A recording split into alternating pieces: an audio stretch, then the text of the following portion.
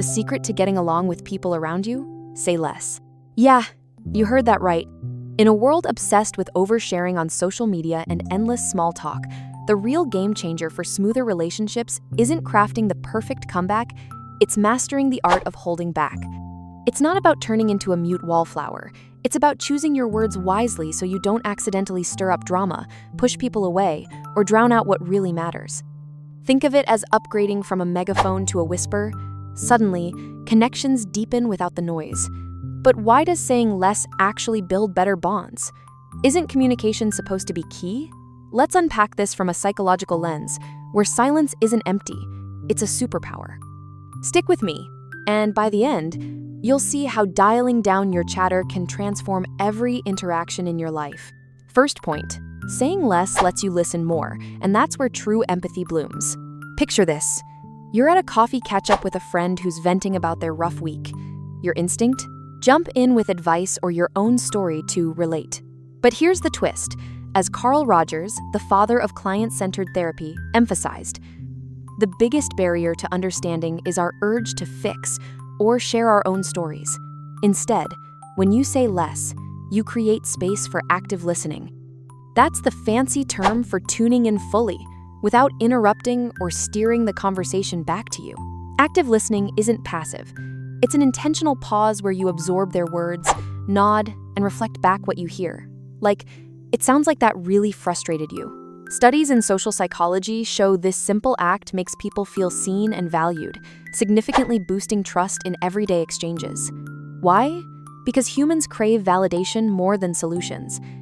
When you zip it, you're not just hearing, you're honoring their inner world. Next time you're tempted to chime in too soon, count to 3 in your head. Watch how the other person opens up, and suddenly, that friendship feels unbreakable. It's like giving them the floor, and in return, they hand you the key to their heart. Moving to point 2. Less talk means fewer misfires in the minefield of misunderstandings. We've all been there. That offhand comment that lands like a brick. You look tired, spirals into, "Are you calling me old?" Or worse, in a heated family dinner, your helpful opinion on their career choice ignites World War III. Psychologically, this ties straight into the concept of cognitive biases, like the fundamental attribution error, where we assume the worst intent from someone's words without considering context. By saying less, you sidestep these traps. You're not feeding the fire with fuel you didn't mean to pour. Emotional intelligence expert Daniel Goleman points out in his work that self-regulation, one of the core EQ pillars, is about pausing before reacting. It's that split-second filter. Is this necessary? Kind? True?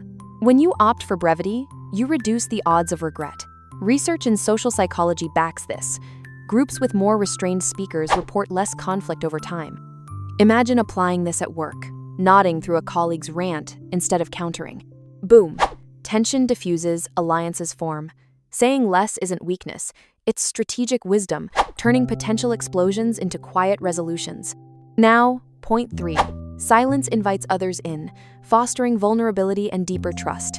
Ever notice how the most magnetic people in a room aren't the loudest? They're the ones who ask a question and then wait. This is the magic of what sociologists call conversational reciprocity, the give and take that builds rapport.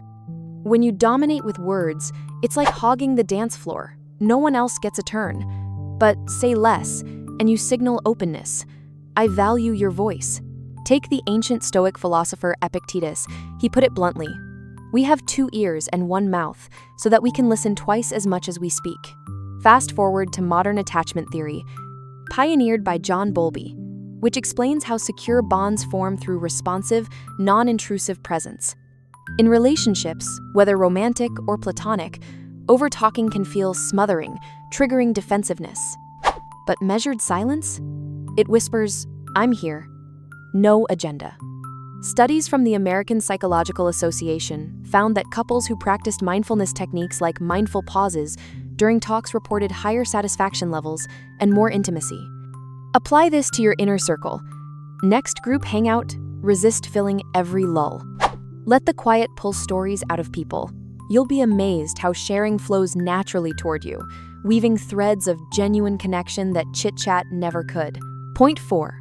On a deeper level, saying less sharpens your own self-awareness. making you a calmer anchor in any storm. This one's a bit meta, but hear me out. Constant talking often stems from that inner chatter, the need to justify, impress, or fill voids. Psychologists refer to this as rumination, a loop that amps up anxiety without resolving it. By choosing restraint, you flip the script. You observe more, react less. It's akin to mindfulness practices rooted in Eastern philosophy, now validated by Western neuroscience. fMRI scans show that brief silences regulate the brain's default mode network, dialing down stress responses. Think of it like this.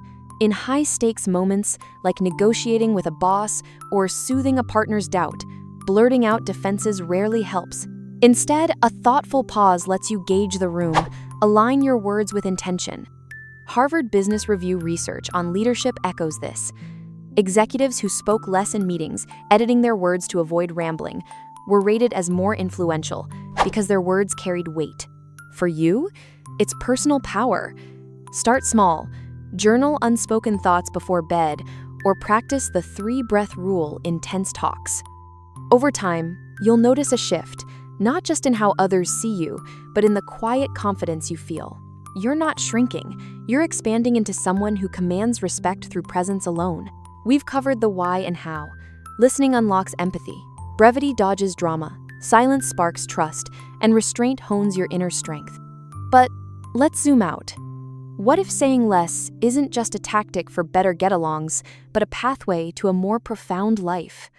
At its core, this isn't about suppressing your voice, it's reclaiming it. In our hyper-connected era, where algorithms reward noise and FOMO fuels the frenzy, choosing silence is an act of rebellion, a deliberate step toward authenticity. Psychologically, it's the essence of what Abraham Maslow called self-actualization, peeling back the performative layers to connect soul to soul. Imagine relationships not as battlegrounds of who says what, but as sacred spaces where understanding flows freely. You're not just getting along, you're co-creating harmony. And in that harmony, freedom. From the exhaustion of over-explaining, the weight of unspoken resentments, the illusion that more words equal more worth. This shift ripples outward. Families heal, divides not through monologues, but mutual pauses. Teams innovate when ideas breathe in quiet. Even strangers, in a chance encounter, might spark something lasting with a well-timed nod over a rushed retort. You're stepping into what the poet Rumi described as the field beyond ideas of wrongdoing and right-doing, where hearts meet without the clutter of egos. It's aspirational, yes, elegant, living in a chaotic world. And the beauty? It's accessible to anyone willing to try. Start today, one conversation at a time. Let less become your loudest statement. If this hit home, you're not alone. Thousands wrestle with the talk too much trap. Drop a comment below. What's one situation where saying less changed everything for you? Hit that like button if you're committing to more mindful chats, and subscribe for daily psychology hacks to level up your relationships. Follow along, and let's build lives rich in real connection. Thanks for watching. See you in the next one.